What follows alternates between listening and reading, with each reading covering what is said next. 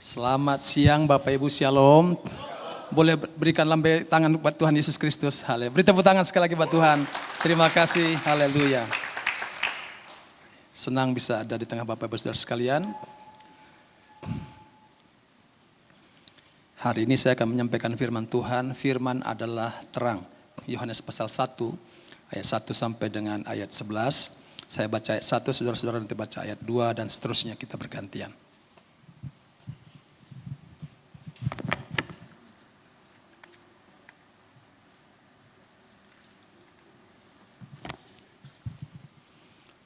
Firman yang telah menjadi manusia, ayat 1, pada mulanya adalah firman. Firman itu bersama-sama dengan Allah dan firman itu adalah Allah. Silakan. Segala sesuatu dijadikan oleh Dia dan tanpa Dia tidak ada sesuatu pun yang telah jadi dari segala yang telah dijadikan. Silakan.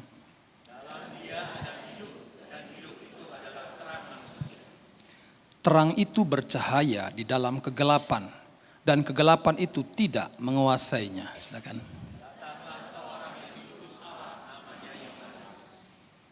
Ia datang sebagai saksi untuk memberi kesaksian tentang terang itu supaya oleh Dia semua orang menjadi percaya.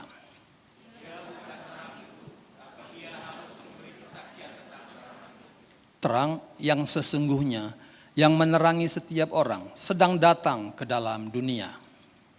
Silakan.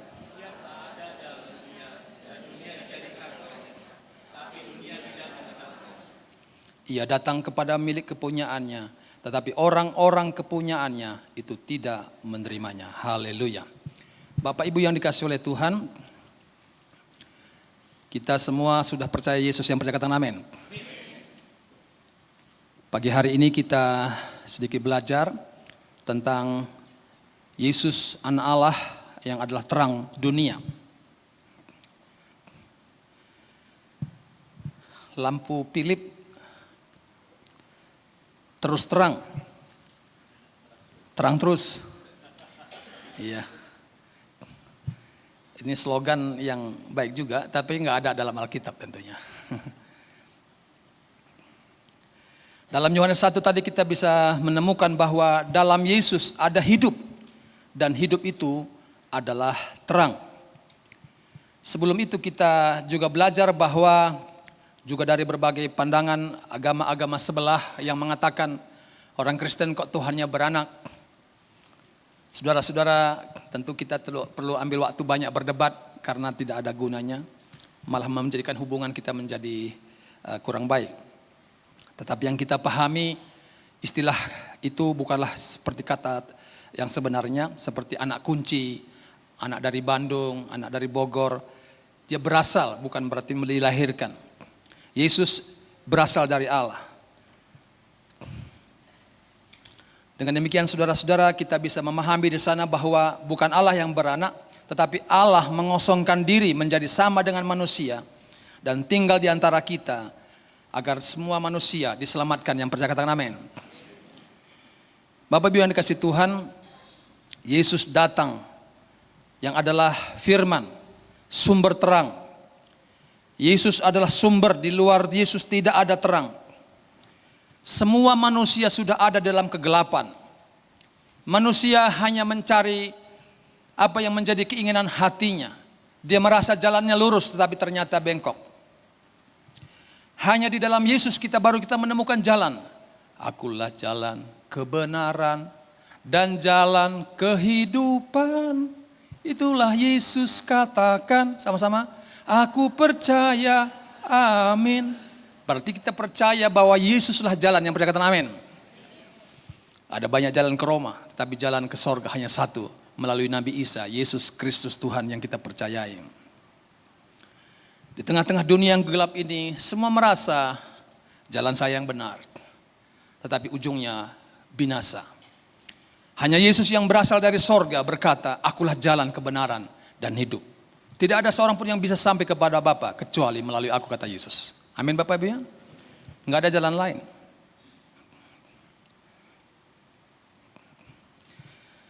Dalam kehidupan ini saudara-saudara, manusia selalu merasa Dia sudah ada dalam jalan yang benar.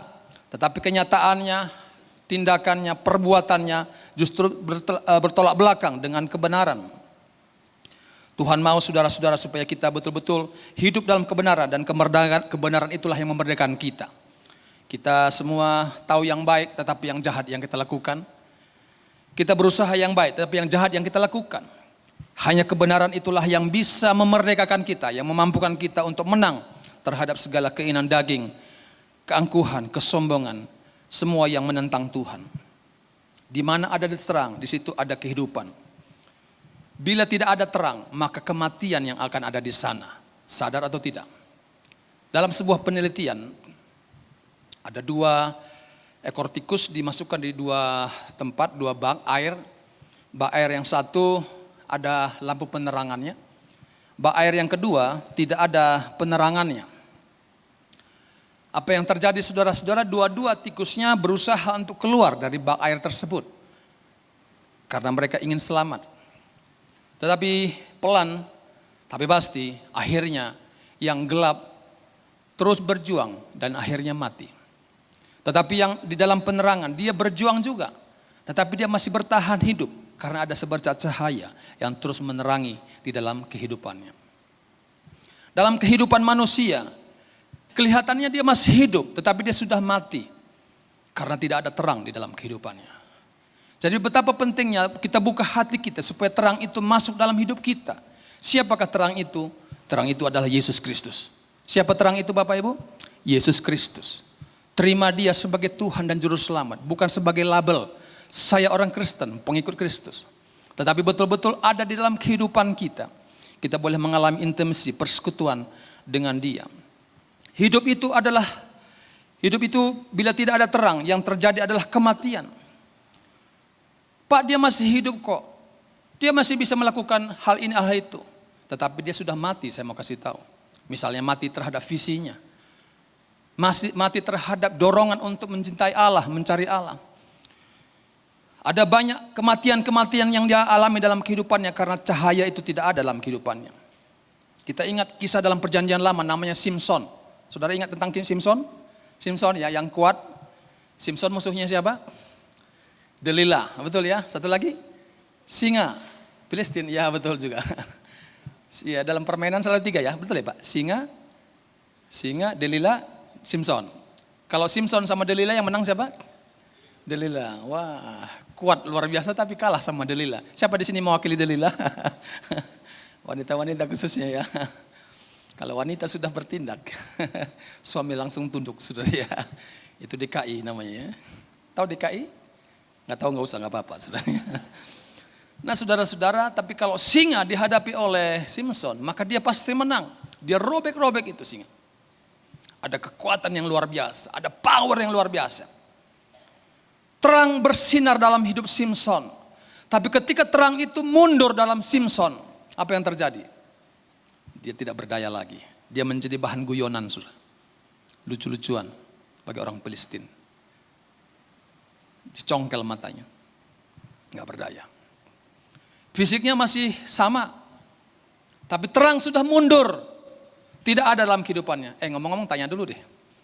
Menurut saudara, Simpson bisa kalah kenapa? Pak siapa namanya Pak? Oh William, aduh lama gak ketemu William ya. William, kenapa Simpson kalah?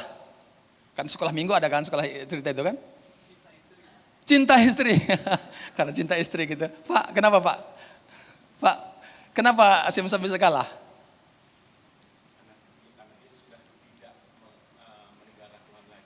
Karena sudah tidak meninggalkan Tuhan. Sudah meninggalkan Tuhan begitu ya. Saya ke kanan aja deh. Ibu, rambutnya dipotong. Siapa yang setuju tolong angkat tangan? Rambutnya dipotong lalu dia kalah gitu ya. Iya. Yang lain ada lagi yang bukan rambutnya dipotong? Agak lengah. Terima kasih Bu Lili ya. Ada lagi yang lain? Ini sekolah minggu lah. Ini sahabat saya pemain saksofon. Kenapa Pak? Kita beri tepuk tangan buat Tuhan Yesus. Haleluya, haleluya. Mau rambutnya dipotong, nggak dipotong, kalau roh Allah bersama dengan dia, nggak ada masalah. Tapi ketika roh Allah undur dari Simson, tentu tandanya salah satu dengan potong rambut kan. Itu kan dilarang kan. Tapi menurut saya bukan dipotong rambutnya. Ketika roh Allah meninggalkan dia. Terang tidak ada lagi dalam hidupnya, maka meaningless, nggak ada artinya. Sehebat apapun pencapaianmu, seberapa banyak pun gelarmu, kalau engkau tidak ada terang, tidak ada Yesus dalam hidupmu, semua sia-sia. Saudara masih bersama saya, amin? Mau saudara pengkhotbah hebat, guru yang hebat, kalau Tuhan tidak bersama dengan engkau, apapun yang kau buat sia-sia. Seorang bapak yang kelihatannya baik, begitu dikagumi di rumah, tapi kalau Tuhan tidak menyertai engkau, maka semua tidak berarti. Bapak Ibu yang dikasih Tuhan, terang itu datang. Yesus itu adalah terang. Biarkan Yesus itu terus berkuasa di dalam kehidupan kita. Yang percaya kata amin. Bukan hanya startingnya, bukan hanya permulaannya, sampai finishing well, sampai akhir hidup kita. Beberapa kali dalam pelayanan penghiburan, saudara-saudara, hampir tiap hari ada, bahkan tiap minggu ya, ada yang meninggal. Di dalam tiap saya menyampaikan firman, apakah pelayanan pelepasan, tutup peti dan sebagainya. Di hadapan peti jenazah, saya sering sampaikan, saudara-saudara, kita akan mengenalkan jenazah almarhumah. Tiba-tiba ada suara berkata, Yusuf, betul sekarang memang dia, tapi berikutnya engkau yang akan ada di sini, katanya begitu. Saudara masih tertawa? Saya nangis, saudara-saudara. Iya ya. Jangan sombong, saudara. Jangan berpikir, wah saya dapat kesempatan nih mengantarkan, melepaskan dan sebagainya. Sebentar lagi you yang akan ada di sini.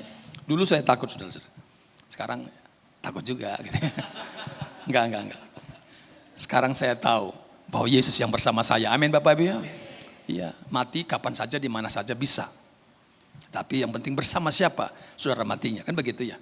Kalau bersama dengan Yesus, maka malaikat yang menjemput. Ya. Saya pernah pelayanan dijemput saudara dengan mobil yang bagus sekali. Wah kaget. Saya kan orang kampung saudara-saudara ya. Naik mobil aja udah bersyukur. Mobilnya mobil bagus saudara-saudara. Lalu dikawal lagi saudara. Dikawal lagi. Saya bilang siapa saya kenapa dikawal. Tapi malaikat bilang, Tuhan bilang gak apa-apa itu hanya latihan saja. Supaya kamu jangan sombong kata begitu. Karena sebentar lagi ada malaikat yang menjemput. Dia berkata sabaslah engkau saudaraku Yusuf Tarigan. Amin Bapak Ibu. Saya akan tertawa, saudara yang akan nangis nanti saudara ya. Ternyata Pak Yusuf berangkat ya, selamat jalan begitu ya. Bapak Ibu yang dikasih Tuhan, terang itu bersinar. Kalau sudah terang itu tidak lagi bersinar di dalam kehidupan kita, rumah tangga kita, pelayanan kita, bisnis kita, meaningless, nggak ada artinya saudara-saudara. Mungkin kau dipuji-puji orang, dikagumi orang, nggak apa-apa. Tapi kalau terang Tuhan sudah tidak ada, menangislah, berduka citalah. Dalam Amsal 4 ayat 18 boleh ditambahkan saudara. Izinkan saya tambahkan. Amsal 4 ayat 18. Tetapi jalan orang benar itu seperti cahaya fajar yang kian bertambah terang sampai rembang tengah hari. Haleluya. Saya lihat muka, saudara lihat muka saya bagus apa kotor saudara? Bersih ya? Enggak kelihatan. Oh bersih sudah ya. Saya masih poles sedikit saudara ya. Poleslah supaya kelihatan Pak Jo nanti, Pak Yusuf segar gitu ya. Karena saya agak seminggu ini agak kurang sehat fisiknya. Terlalu lelah dan juga agak kurang sehat. Kalau menurut ayat ini, jalan orang benar itu seperti cahaya fajar saudara. Enggak usah lagi perlu dipermak-permak, enggak usah pakai apa itu? Apa namanya? Bedak ya, bukan bedak. Kosmetik, gak perlu lagi. Ibu-ibu masih pakai kosmetik? Kalau hidupmu sudah jalan benar saudara-saudara, maka cahaya muka kita seperti fajar. Yang percaya kata amin. Ibu-ibu gak usah takut orang kaya, silakan aja lah pakai kosmetik yang mahal-mahal gitu ya. Kita bolehlah pakai tapi yang sederhana aja gak apa-apa gitu ya. Yang penting ada cahaya fajar. Yang percaya kata amin. Cahaya inner beauty ya, kecantikan dari dalam saudara. Banyak orang pergi operasi muka, bedah apa segala lah yang mahal-mahal. Tetapi tetap aja pasangannya ninggalin dia. Karena apa? Itu semua membosankan saudara-saudara. Limited, terbatas. Kalau kena air dia jadi pindah macam-macam, coreng-coreng gitu ya. Alisnya tadi tebal, yang satu orang tebal jadi kelihatannya kok ada miring gitu ya. Kalau cahaya fajar, Terang itu bersinar dalam hati kita, terus memenuhi hidup kita. Saudara percayalah, pasangan dan keluarga semua akan melihat sesuatu dari dalam dirimu. Yang percaya katakan amin. Ya, boleh angkat tangan ibu-ibu di sini.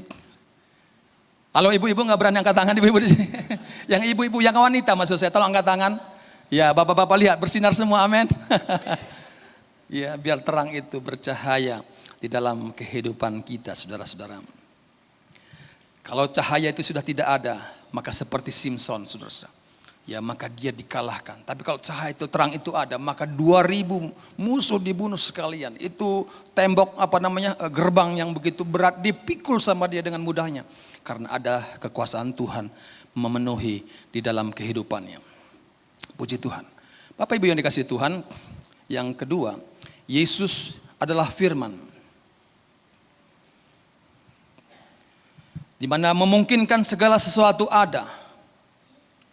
Di dalam ayat yang ketiga dikatakan tadi saudara-saudara, Yohanes pasal 1 ayat 3.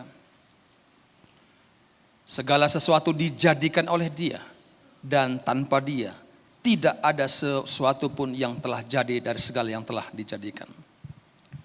Apa yang tidak mungkin bagi manusia, kalau terang itu datang, Yesus ada dalam hidup kita, segala sesuatu menjadi mungkin. Yang percaya katakan amin. Kenapa kita tidak percaya? Kenapa kita tidak mengalami? Karena tidak membiarkan terang itu terus. Yesus itu berkuasa di dalam seluruh kehidupan kita. Yesuslah yang mengubah kemustahilan menjadi tidak mustahil. Beberapa hari yang lalu saudara-saudara, saya memang agak jarang kembali visitasi kunjungan secara onsite. Karena sejak pandemi terbiasa video call. Tapi saya pergi bersama rekan dan juga salah satu staf di kantor mengunjungi di rumah sakit. Ada satu pasien di mana dia trombosit darahnya sangat lemah dan turun jauh sekali. Saya datang itu hari Kamis dan hari Sabtu dia harus tunangan. Saya sebagai hamba Tuhan, saya merasakan Tuhan menyertai saya sehingga saya tanya dia, Anda mau didoakan? Iya dong Pak Pendeta, gitu ya. Lalu Anda mau minta apa sama Tuhan? Tengah malu-malu, Pak bisa nggak saya minta sama Tuhan supaya saya bisa nanti tunangan hari Sabtu? Jangan tunangan di rumah sakit gitu ya. Saudara mau tunangan di rumah sakit? Jangan ya. Oh gitu ya, oke. Anda trombositnya sekarang berapa? Disebutkan. Anda mau minta berapa trombosit yang akan mau naik? Disebutin, cukup tinggi. Anda mau? Oh iya dong Pak Pendeta supaya saya bisa kuat pulang dan juga bisa tunangan. Oke, kita berdoa. Saya teringat firman Tuhan dalam Yeremia 33:3, berserulah kepadaku, maka aku akan memberitahukan dan menjawab. Ayat 6 dikatakan memberikan kesehatan kepada mereka. Dalam nama Yesus, amin. Saya pulang. Hari Minggu saya doa berkat di ibadah MW1. Jadi saya dari lift belum sampai ke tempat salaman itu, sepasang suami istri lari. Mengejar saya, Pak Pendeta, ada apa? Saya kira ada kesalahan apa. Pak Pendeta mengunjungi anak saya, dia kebetulan di Jakarta papahnya. Oh iya betul Pak. Pak Pendeta puji Tuhan. Pak Pendeta kan tantang anak saya, mau berapa trombositnya. Dan pas Pak apa yang terjadi? Keesokan harinya, sama-sama katakan keesokan harinya. Itu trombosit melejit melebihi yang dia minta. Dan dia diizinkan pulang. Dan hari Sabtu dia bisa boleh tunangan. Beri kemuliaan bagi nama Tuhan Yesus. Haleluya, haleluya.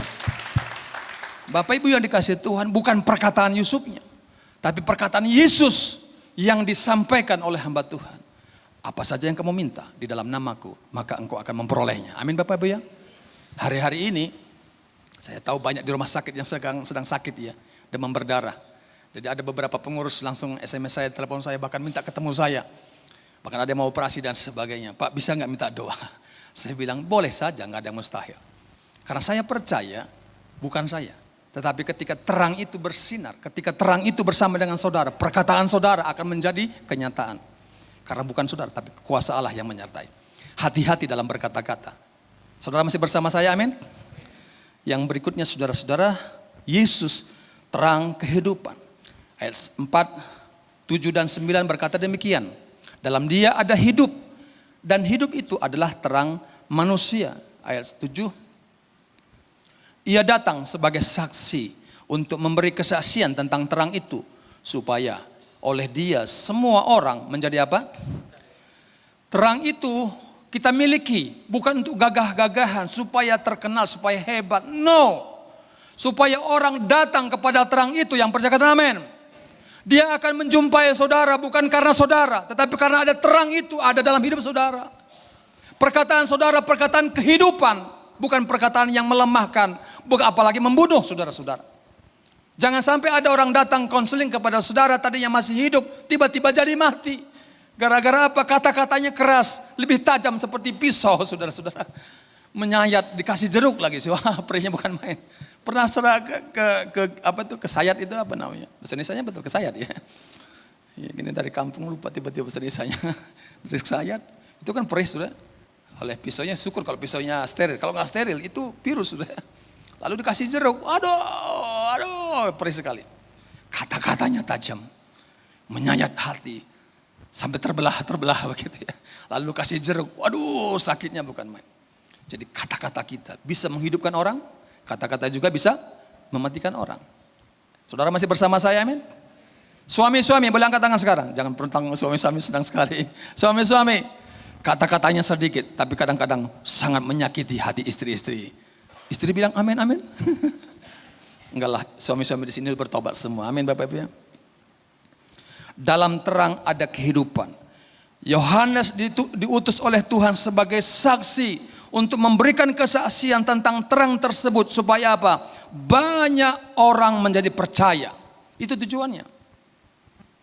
Tadi yang main keyboard siapa namanya? Dewo. Waduh, saya ketemu Dewo ini selalu saya puji dia. Mantap, kamu hebat, saya bilang gitu. Banyak karunia. Gitar bisa, keyboard bisa, drum saya belum lihat. Bisa main drum? Pukul-pukul bisa kali ya. Tapi Dewo, saya pesan dari mimbar, jangan orang nanti berhenti hanya muja-muja Dewo. Tapi bawalah mereka ketemu Tuhan. Yang percaya kata amin. Dewo percaya kata amin. Pengurapan Tuhan itu ada dalam dirinya. Jangan nanti jadi eye-catching. Semua narik dua. Dewo udah cakep lagi, main musiknya hebat seperti malaikat, saudara-saudara ya. Ya, saya kagum dengan orang-orang di depan, worship leader tadi. Beri tepuk tangan dong buat worship leader, singer semua. Haleluya. Wow. Ya, saya semangat sekali beribadah ketika timnya juga semangat. Mulai dari bawah, saudara-saudara ya. Pak Hendra, mana Pak Hendra? Wah, puji Tuhan. Mulai dari bawah saya sudah disambut saudara-saudara sama istri saya. Wah, saya memang nggak tahu ya, secara manusia memang perlu juga disambut kali Pak ya. Jadi tidak hanya Tuhan yang menyambut, tapi saudara juga. Jadi luar biasa begitu sambut, masuk ibadah ruang VIP. Saya merasa I am spesial gitu ya. Di hadapan Pak Hendra. Begitu ditinggalin Pak Hendra saya sudah biasa lagi saudara-saudara ya. Bukan itu yang saya maksud. Maksudnya apa? Tuhan memberikan terangnya bersinar. Orang-orang senang, orang-orang merasa dikuatkan, orang-orang merasa blessing, diberkati. Lewat kehadiran kita, kata-kata pujian kita, firman yang disampaikan, doa yang kita naikkan. Tadi saya berdoa untuk Pak Hendra juga. Saya menggunakan selalu kesempatan ini bukan hanya sekedar berjalan. Saya berdoa selalu minta Tuhan. Kemuliaan bagi Allah. Sama-sama. Di tempat yang maha tinggi. Kemuliaan bagi Yesus.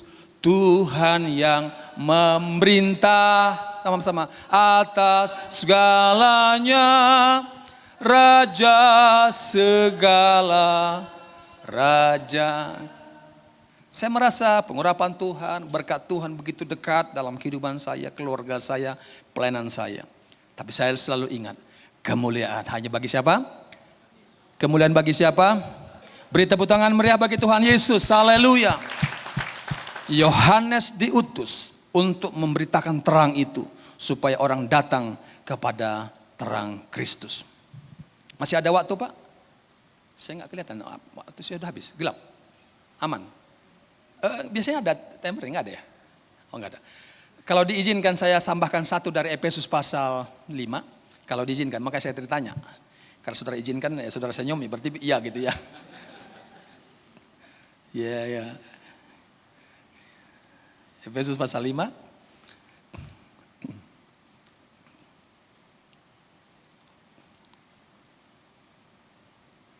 Ayat yang ke-8. Boleh ditayangkan? Oh memang ini mati Pak? Ini. Oh saya harus lihat ke belakang ya? Oh ya, oke. Ya udah saya lihat di handphone sama Alkitab saja. Efesus 5 ayat 8. Sama-sama 1, 2, 3. Memang dahulu kamu adalah kegelapan. Tetapi sekarang kamu adalah terang di dalam Tuhan. Sebab itu hiduplah. Ya. Kita semua punya masa lalu, betul? Siapa yang gak punya masa lalu? Tadi ada lagu masa lalu kata gitu ya. Dan ya oke. Nah, ada orang yang takut menghadapi masa depan karena apa? Trauma masa lalu. Ya, saya menemukan di dalam konseling saya. Nah, sekarang saudara-saudara, kita pernah juga mendengar kata Paulus, aku melupakan apa yang telah di belakangku dan mengarahkan diri kepada apa yang di hadapanku. Nah, ayat 8 tadi sekarang mengatakan, memang dahulu kamu adalah kegelapan kata Paulus, tetapi sekarang, sama-sama katakan sekarang, kamu adalah terang di dalam Tuhan.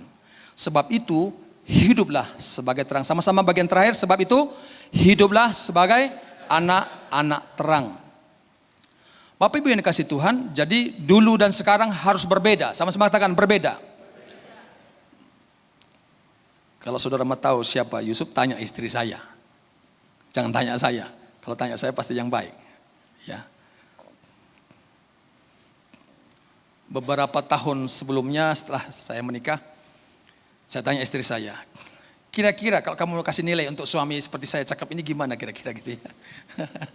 Percaya diri sendiri gitu ya. Buktinya kenapa dia mau sama saya kan begitu ya. Siapa suruh. Bagi saya mujizat, tapi bagi dia musibah saudara-saudara ya. Ya orang kampung sudah kurus, suruh kurus sekali Pak. Sudah kurus hitam lagi. Sudah hitam hidup lagi saudara-saudara. Iya. Ya sampai ibu mertua saya ketika dia mau jadi pacar saya langsung pingsan saudara. Masuk rumah sakit Kudus. Bukti sejarah tuh rumah sakit. 5 hari ibu mertua saya sekarang masuk rumah sakit. Gara-gara apa? Istri saya mau jadi pacar saya, saudara-saudara ya. Saya bayangkan saya sebagai orang tua anak saya juga, saya gak mau begitu. Saudara. Ya aduh, keterlaluan. Tapi jangan ngomong-ngomong ke orang ya saudara ya. Karena cerita punya cerita, Yusuf selalu berdoa saudara-saudara ya. Modalnya apa? Doa. Sama-sama katakan doa. Wah kalau gak doa gak dapet saudara-saudara ya. Udah doa aja ditolak. Tapi terus lagi gitu ya. Doa lagi tolak, terus lagi. Ya. Paslon nomor 2 ya kemarin ya. Gak apa-apa udah lewat kan. Jatuh katanya, bangkit lagi katanya. Dijatuhkan lagi, bangkit lagi katanya gitu. Dijatuhkan lagi, bangkit lagi. Ya sampai sekarang dia terpilih saudara-saudara ya. Walaupun itu quick count ya. Jadi, tapi saya ingin sampaikan bahwa dalam Tuhan. Doa bukan berarti doa udah berdoa. Gak dapat ya udah enggak. Doa bangkit lagi. Doa lagi, bangkit lagi. Pasti Tuhan sediakan sudah ya. Haleluya. Bapak Ibu yang dikasih Tuhan, tapi beberapa tahun terakhir saya tanya istri saya, sekarang udah berubah katanya. Kalau dulu awal baru menikah, aduh udah gak sabar, sombong, kata-katanya kasar. Aduh sebelum istri saya ngomong, mendingan saya ngomong terus kepada saudara supaya tahu. Itu kira-kira saya saudara. Sudah jelek, dari kampung, sombong lagi saudara. Waduh, tapi Tuhan hajar saudara. Istri saya negor saya gak bisa berubah, akhirnya Tuhan kirim hamba Tuhan dari Amerika. Saya masih ingat namanya John Webster. Di depan jemaat dia bilang, Brother Yusuf, kamu ini begini semua. Ada catatannya, direkam. Sampai ya masih bersyukur saya masih bisa duduk. Kalau gak pingsan kan sudah bahaya. Karena kata-katanya keras sekali. Kenapa keras? Dalam Ibrani mengatakan Tuhan menghajar. Dia mengasihi, dia hajar. Sampai saya betul-betul nangis. Waktu itu saya mau marah. Karena saya hospitality hamba Tuhan ini. Marahnya begini. Pak, Bapak kan ada di Indonesia, saya yang jemput, saya yang ngantar ke hotel, saya hospitality lah, ngajak makan dan sebagainya. Saya dipercaya selama 5 hari. Dia menubuatkan saya begitu depan banyak orang, depan jemaat. Kira-kira ada 500 orang, berarti ada 1000 mata sedang melihat saya.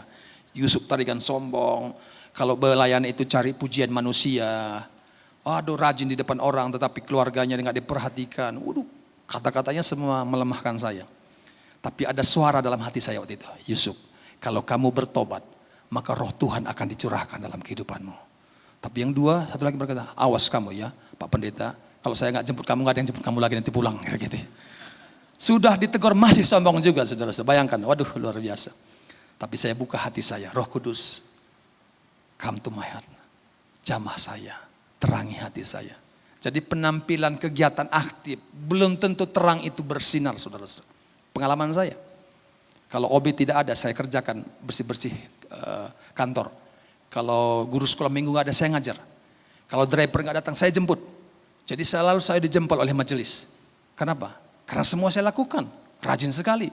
Ada mahasiswa teologi kok begini, kok rajin banget ya. Bukan hanya knowledge pengetahuannya, bicara-bicara, tapi kehidupannya. Tapi kalau di rumah, saya begini sudah.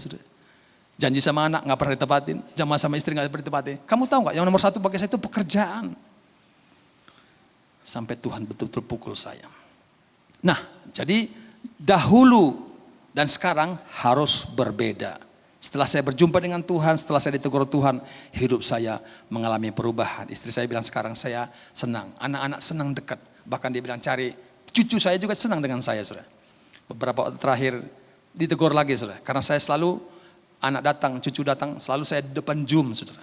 Zoom ngapain? Doa, bukan gosip, doa. Tapi doa pun salah juga, saudara-saudara. Kenapa? Karena nggak ada waktu untuk istri, nggak ada waktu untuk keluarga dan sebagainya. Baru beberapa hari bertobat saya, saudara. Jadi saudara berpikir, jangan berpikir 10 tahun yang lalu, enggak, baru beberapa hari. Anak saya yang besar nangis, saudara. Kenapa? Papa mah selalu nomor satu pelayanan. Nomor satu pelayanan, selalu depan Zoom. Kalau kami datang selalu nggak ada waktu, maaf ya, Papa sedang ada depan Zoom. Depan doa, saudara. Wah, saya ditegur oleh Tuhan lagi. Disunat, dibersihkan. Yang kedua, kita berubah hanya karena kasih karunia. Sama-sama katakan kasih karunia. Jadi bukan hanya karena tekad dan kekuatan kita. Memang kita harus punya tekad, kita punya usaha. Tetapi kalau bukan karena kasih karunia Tuhan, sia-sia semua, saudara-saudara. Saya bersaksi ada seorang karyawan dari Subang ya. Subang ada kepala sekolah. Kepala sekolah ini mengadakan pertemuan dengan semua staf.